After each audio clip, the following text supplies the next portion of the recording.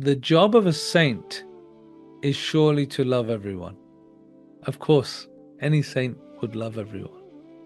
But what was Maharaji's effect on me was that I also started to love everyone, just being in his presence.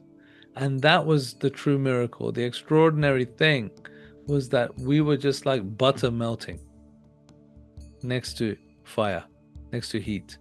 And Maharaji was just that warmth of the sun, the radiance of the sun beyond all darkness. Beautiful. You go on a boat down the river, the Ganga, and there are burning bodies all around you and families burning their loved ones who have departed. And some elderly people go to Varanasi and they have a necklace around their neck with a bag with maybe 100 rupees or 50 rupees, which is like 50 cents or $1. And that bag is for your wood to burn my body after I leave.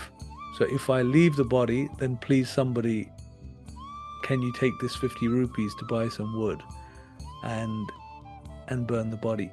And in the face of all of that death that's so imminent and present all around you, extraordinarily, it's the most peaceful place I've ever been. In the midst of all of that, you sense calmness and presence and love and truth and reality, and it's actually extraordinary to be in the presence, and it's a blessing to be in the presence of that love and transition that's taking place. So yeah, I think living with death and being present to it is actually beautiful. This spiritual practice and the work that we're doing here will allow us to live more deeply and more present with the things of this world, of life, of death, of challenges, of ups and downs, of sickness, health.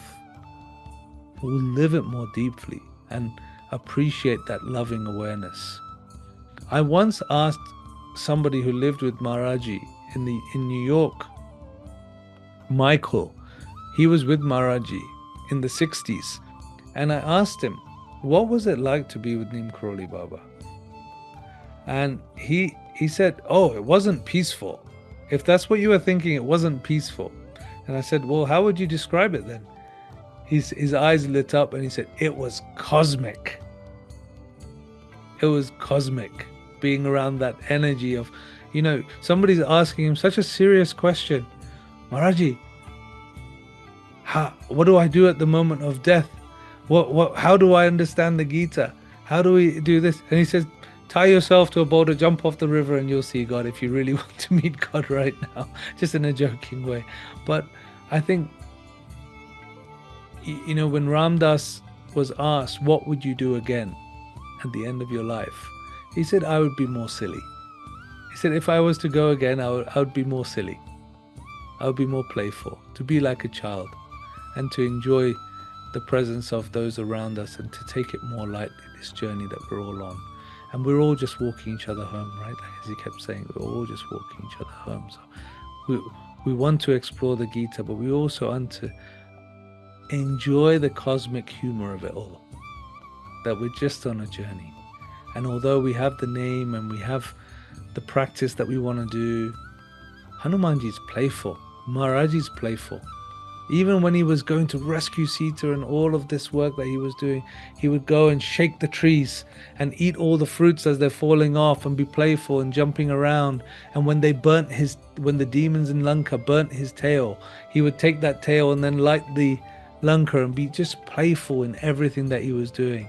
So I think that carrying that humor and that lightness and that kindness and that love and thoughtfulness and deep bhakti is the way that we can move through this world in a move by love and live by love and be more present with it all.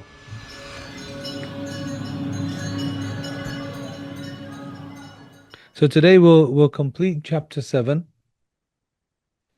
and we'll make our way into the early parts of chapter 8, which is Akshara Brahma Yoga, and Akshara meaning eternal or the endless and boundless Brahman.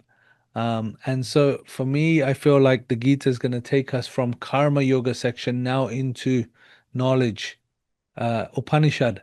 We're going into Vedic wisdom, the wisdom of the universe that the sages and these ancient wise beings realized in the oneness of all living beings, or all of existence, really, as Brahman. So we'll go into some of that, and we'll slowly meander our way towards Bhakti, chapter 12, when we'll come in. So for the next few chapters, we're really in the yoga of knowledge, the yoga of awareness, the yoga of who we really are. So we spoke about these different people last week, the different types of people who worship God. And you have people who worship for stuff that they want to have something nice. People who worship out of fear. People who worship um, out of that truly learned state where they see only the divine. That is what we're trying to achieve. Those with limited intelligence think of me as become once unmanifest and now become manifest. They do not know my higher nature, which is imperishable and unsurpassed. Covered by my divine creative power, I am not, which is Maya, the idea of Maya. Covered by Maya, I am not visible to all. This deluded world knows me not, who am unborn and imperishable. 24. In verse 24, Krishna is saying, people think that I've come here and that I'm just this being who's existing here on earth and I'm just doing these leelas and activities and actions. But that is actually because of our sense of Maya, we understand that. They don't understand the higher nature of divinity as being imperishable and unsurpassed and existing within every living being and every part of this universe. And therefore, because we think that things are limited here or things are not divine, then we use and abuse. Then we hate others. Then we have limited view of what is happening rather than that divine view, which is, as we spoke about in earlier chapters, boundless happiness. That's Krishna's wish for us. That is the Gita's wish for us, boundless happiness. Covered by my divine creative power, Maya, I am not visible to all.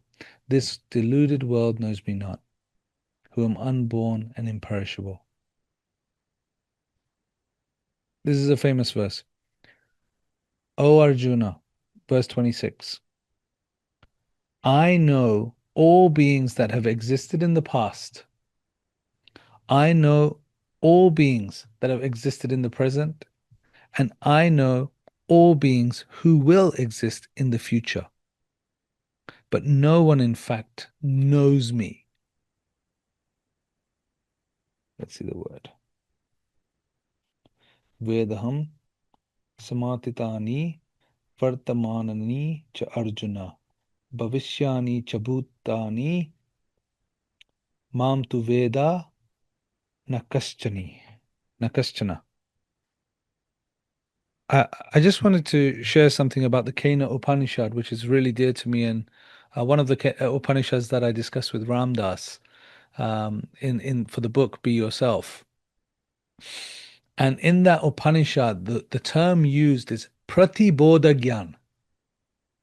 So Krishna is saying that people do not know me. Like you cannot know me. So what he's really saying is know is here in the mind. But Pratibodha Gyan is that idea that transcends knowing. Pratibodha Gyan is beyond the knowledge of the mind, which is that spiritual knowledge, spiritual awareness. So I think Krishna here is referring to that Krishna can know everything, God can know everything, divinity can know everything. But our minds, our little minds, Ramdas would say that to me, our little minds are not the vehicle that can really understand the beauty of God. The, we need a much greater tool, apparatus to understand the mind, and that is the heart. Heart can understand, not the mind. O scorcher of enemies, descendant of Bharata, at the very moment of their birth, beings become bewildered by the dualities of the world, an illusion that arise from desire and hatred. Again, those of you that have been with me since the beginning of the year, going out on this journey of the Gita, you see these two words coming again and again and again and again. Krishna's two values that can take us off the path are desire and hatred. Don't hate anyone. Love everyone. Why should we hate people? I know there are people doing awful things in the world, but when we hate them, that hatred exists within us. And then we are actually living that hatred.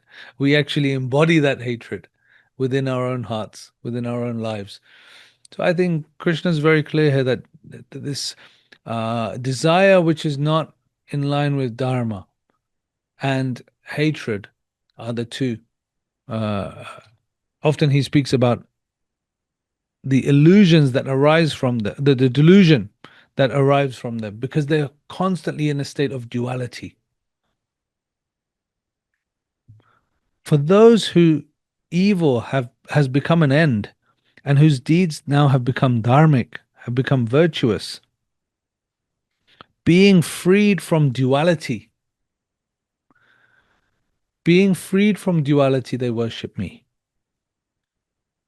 When we transcend hot and cold, good and bad, black and white, red and blue, and just see it all as sub-ek, all one, then we transcend that duality.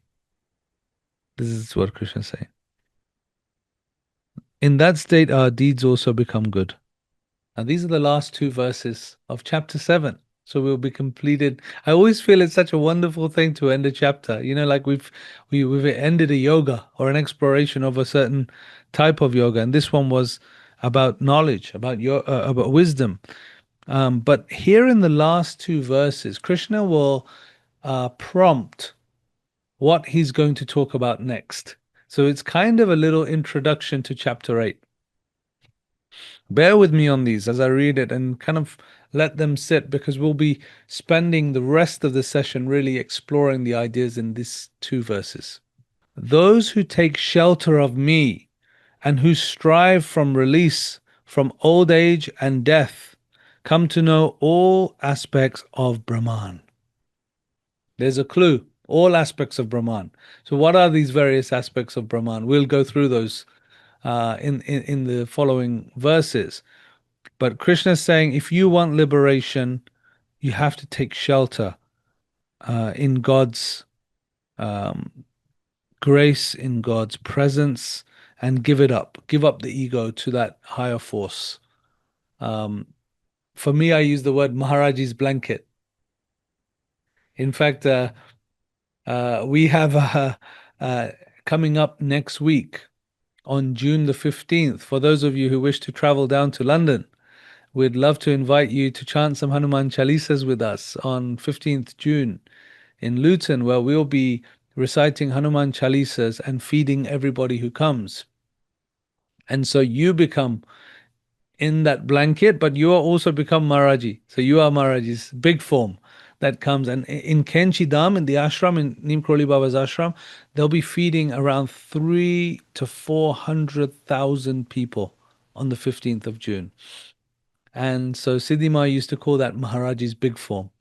That come and see this Maharaji's big form is coming to be fed and circumambulate the temple and be in there. It's extraordinary. So we'll be probably feeding about 100 people, nothing like 300,000. But we'd love to have some of you join us for that if you're in the UK.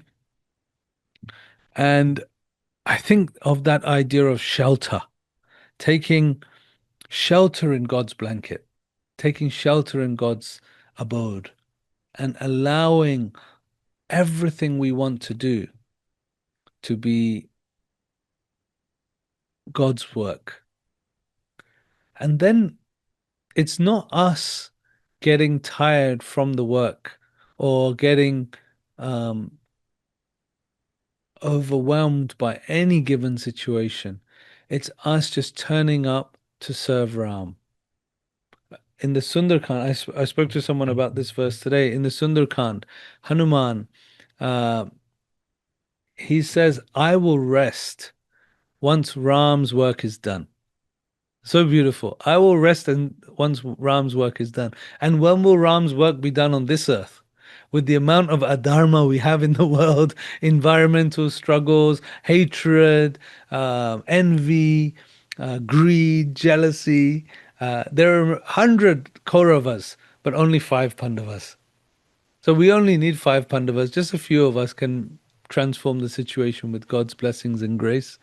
But Krishna is really saying that we have to take shelter of divinity. We have to take shelter of the heart.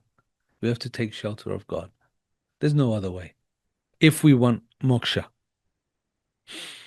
those who strive for release from old age and death come to know all aspects of Brahman. They know the Adhyatman, which we can consider the soul, the Adhyatman. They know the entirety of karma, which is karma, action, the action of the world, which is also Brahman. The Adibhuta, the Adideva, and the Adi Yajna. So we can say Adhyatman as the.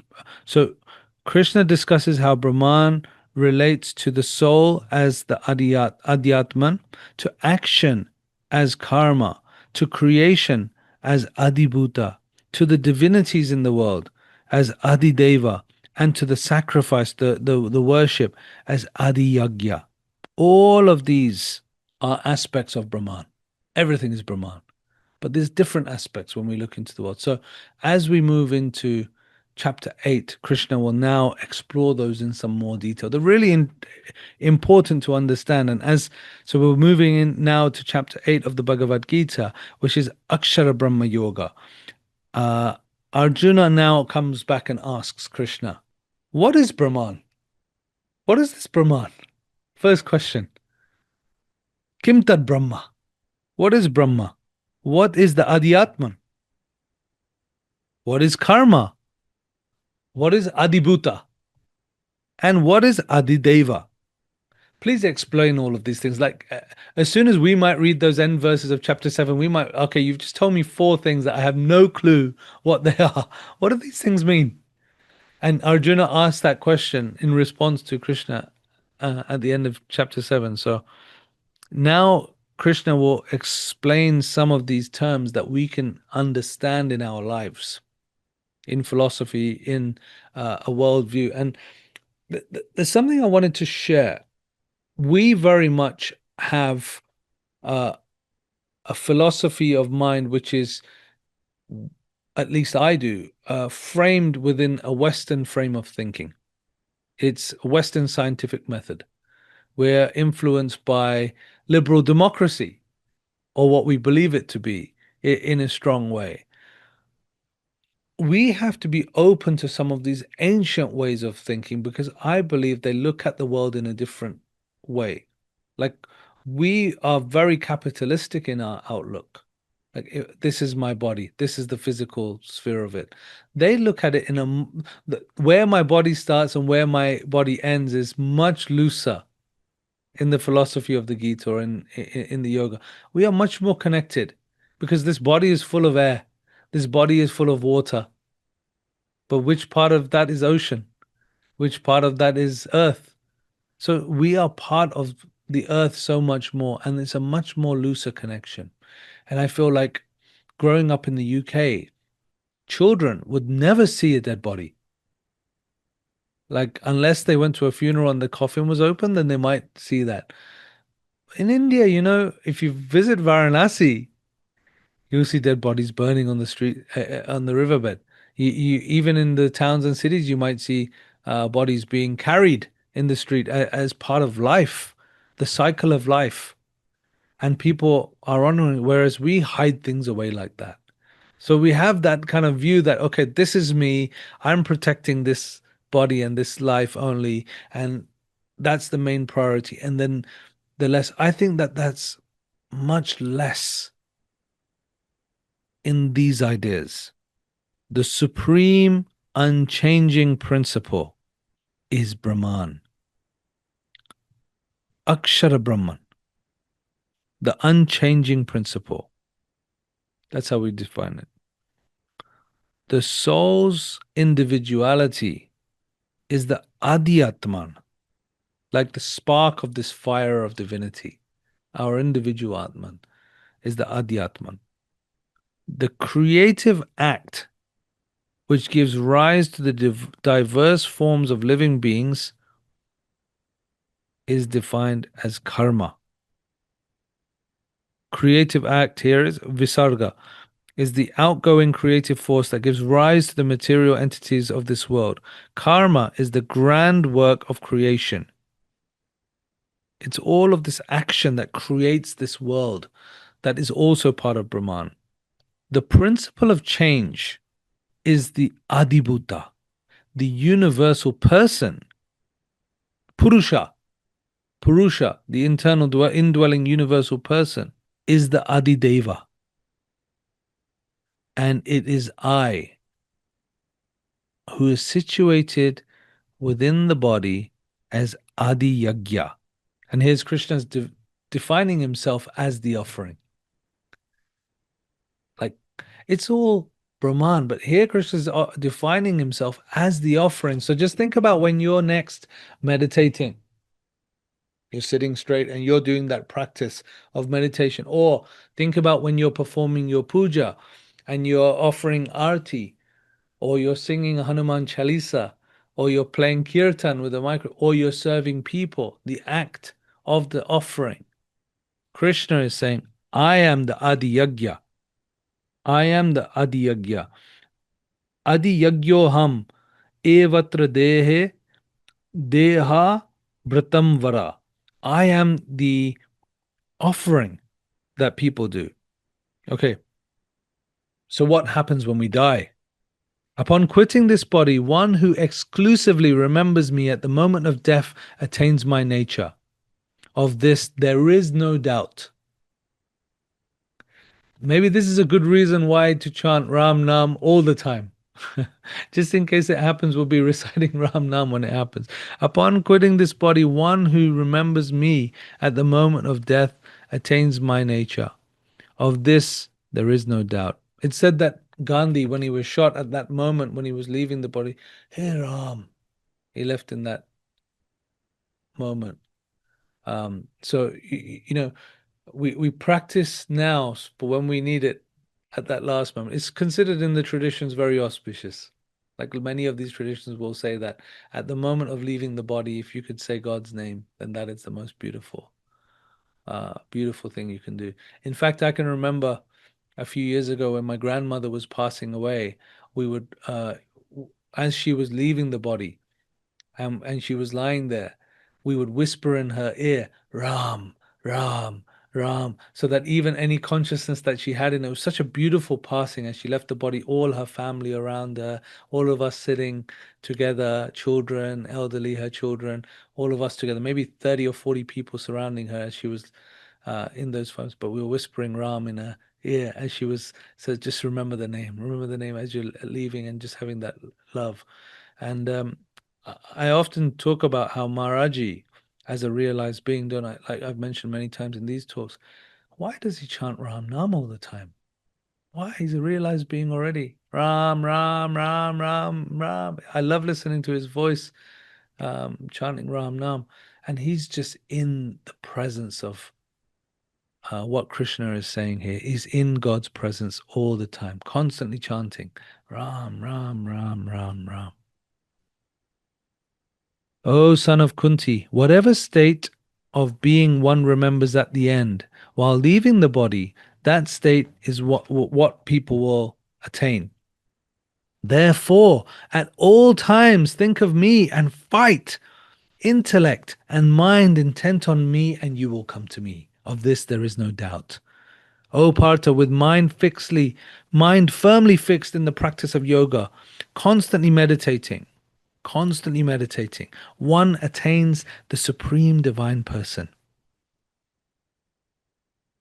Here we're talking about Paramam Purusham Divyam, the heart, the shining sun within your own heart. To to find God, we must constantly remember God. To find divinity, we must constantly be in that state. Therefore, at all times, think of me and fight. Intellect and mind intent on me, you will come to me, of this there's no doubt. It's interesting also that here, with mind fixed in the practice of yoga, constantly meditating. So in the previous verse, Krishna is saying fight, and then he's also saying the word meditate in a way like not he's not talking about what we do when we are ending these sessions for the last few moments as we sit together in meditation. He's talking about a state of yoga while you're in action, a state of divinity.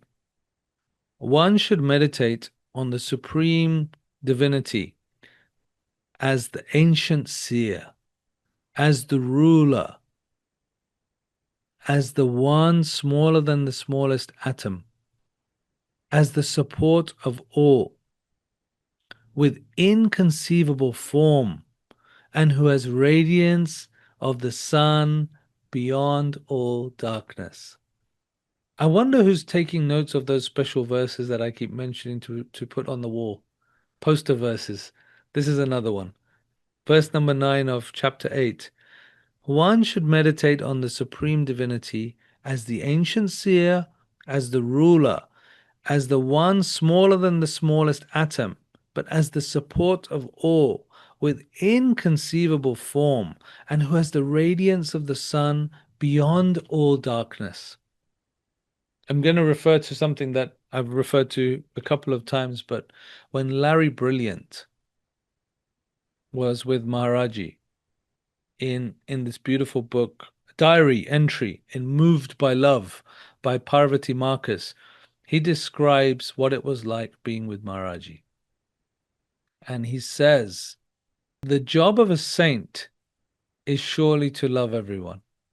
Of course, any saint would love everyone. But what was Maharaji's effect on me was that I also started to love everyone, just being in his presence. And that was the true miracle. The extraordinary thing was that we were just like butter melting next to fire, next to heat. And Maharaji was just that warmth of the sun, the radiance of the sun beyond all darkness. Beautiful. With a firm mind, disciplined, and with devotion, the power of yoga, fixing the prana, fixing the life force between the brows, one attains the divine person at the time of death. Inconceivable. In verse 9 as well, we've read 9 and 10 there of chapter 8. It says smaller than the smallest atom, but the support of everything that exists.